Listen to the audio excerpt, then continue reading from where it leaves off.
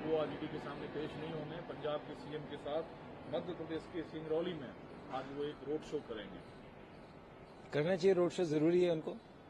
पर सबसे बड़ा सवाल है कि दिल्ली में जो प्रदूषण बढ़ रहा है, भले ही वातावरण का हो या वायु का हो, उसके लिए केवल एक व्यक्ति जिम्मेदार नहीं है।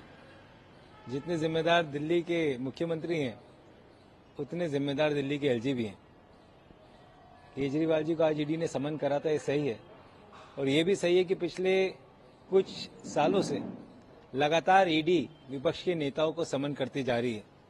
परंतु राहुल गांधी जी एक ऐसे नेता हैं जिन्होंने बार बार ईडी से पूछा कि आप बताइए मैं कब आऊं, और जब गए तो उनके साथ गए, पूरी बात करी, घंटों बैठे, और बाहर निकल के भी वही राहुल गांधी थे जो रुकते भी नहीं और झुकते भी नहीं।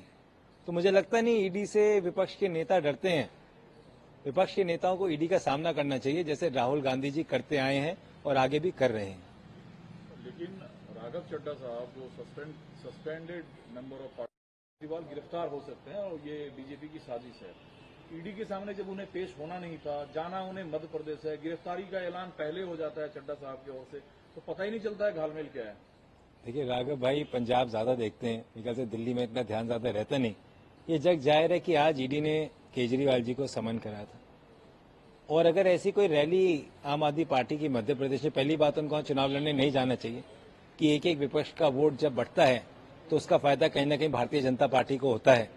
ये गोवा में भी देखा, उत्तराखंड में भी देखा, अभी तत्कालीन कर्नाटका बेंगलुरु में भी हमने देखा कि जिस तरीके से पॉलिटिकल पार्टीज उन स्टेट के बाहर चुनाव लड़ने जाती हैं जहां इनका कोई एज सच कोई वोट बैंक नहीं है, जनाधार नहीं है, वहां एक एक विपक्ष का वोट बट के भारतीय जनता पार्टी की मदद करता है। पहली बात तो केजरीवाल जी को सोचना चाहिए कि आप मध्य प्रदेश में चुनाव लड़कर कांग्रेस के साथ हैं, इंडिया के साथ हैं, या भारतीय जनता पार्टी की कहीं ना कहीं फिर मदद होगी। तो आप कह रहे हैं कि उन्हें जाना नहीं चाहिए? मैं कह रहा हूं कि ईडी में जाना चाहिए ना। राहुल गांधी नहीं गए क्या? घंटों राहुल गांधी को ईडी ने बिठाया, सीबीआई ने बिठाया, क्या राहुल गांधी डरे क्या? राहुल गांधी जी की सदस्यता रद्द करी, उन्होंने घर अपना खुद खाली करके उनको दे दिया और जीत के आए ना कोर्ट से।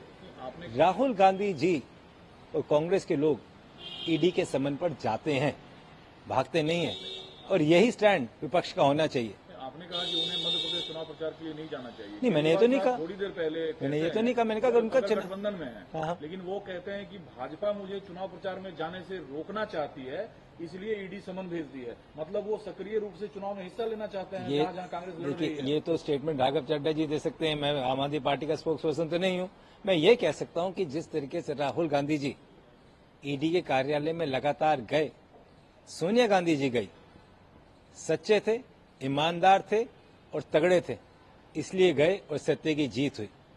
भारतीय जनता पार्टी ने जिस तरीके से उनकी सदस्यता को भंग करा, उसके बावजूद भी ना वो झुके ना वो रुके, सुप्रीम कोर्ट तक लड़ाई लड़ी, और आज वापस उसी संसद के अंदर विपक्ष को एक्सपोज कर रहे हैं पब्लिक के सामने। ये बाकी पॉलिटिकल पार्टीज को भी देखना चाहिए। राजकुमार आनंद जो केजरीवाल सरकार में मंत्री है, उनके घर चल रही है सुबह से आईटी की।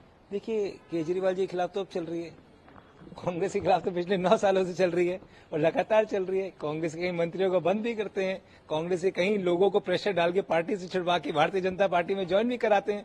ये लोग तो अब 9 हफ्ते से देख रहे हैं। कांग्रेस पार्टी तो पिछले 9.5 साल से देख रही है किस तरीके से हमारे साथियों को प्रेशर डाल के पार्टी से छुड़वाया गया, परंतु तब से लेकर अब तक राहुल गांधी जी अटल होके विपक्ष की आवाज उठा रहे हैं, गरीब की आवाज उठा रहे हैं, युवाओं की आवाज उठा रहे हैं, और इस देश के पिछड़ों की आवाज उठा रहे हैं, और यही राहुल गांधी जी की आवाज है। एक और छोटा सवाल है, इंडिया को केजरीवाल साहब ने चोर, बेईमान और भ्रष्टाचारी कहा था। आज राघव चड्ढा कह रहे हैं कि 7 सीट चूंकि इंडिया अलायंस जीतने वाली है दिल्ली में, तो भाजपा हमें रोकना चाहती है। तो लगता नहीं है कि वो इंडिया अलायंस के पर्दे के पीछे अब छुपाना चाहते हैं खुद को? देखो, एक washing machine Bharatiya Janata party के पास है, क्या पता उसका पाउडर कुछ आम आदमी पार्टी के पास भी पहुंच गया हो। ये बात है कि इंडिया अलायंस से भारतीय जनता पार्टी घबरा गई है। उनको पता है कि भारतीय जनता पार्टी अगले चुनाव में कहीं दिखेगी भी नहीं। जिस तरीके से प्रदेशों के आपके सामने इलेक्शन रिजल्ट्स आ रहे हैं, वो चैनल जो हमेशा कांग्रेस को डाउन दिखाते थे, आज वो भी दबे मन से कहते हैं हाँ भैया 115, 120 तक तो हम मध्य प्रदेश में कांग्रेस पार्टी लेके आ रही है। सच ये है कि कम से कम 140 सीटों पे मध्य प्रदेश में कांग्रेस की सरकार आने वाली है। तेलंगाना में जिस तरीके से लाखों लोग राहुल गांधी जी के साथ जुड़ रहे हैं, आज तक ऐसे दृश्य किसी ने तेलंगाना में देखा नहीं है। छत्तीसगढ़ में एक तरफा चुनाव है, छत्तीसगढ़ में भारतीय जनता पार्टी के नेता चुनाव नहीं लड़ना चाह रहे, क्योंकि मैं खुद राजस्थान की स्क्रीनिंग कमेटी का पार्ट हूं।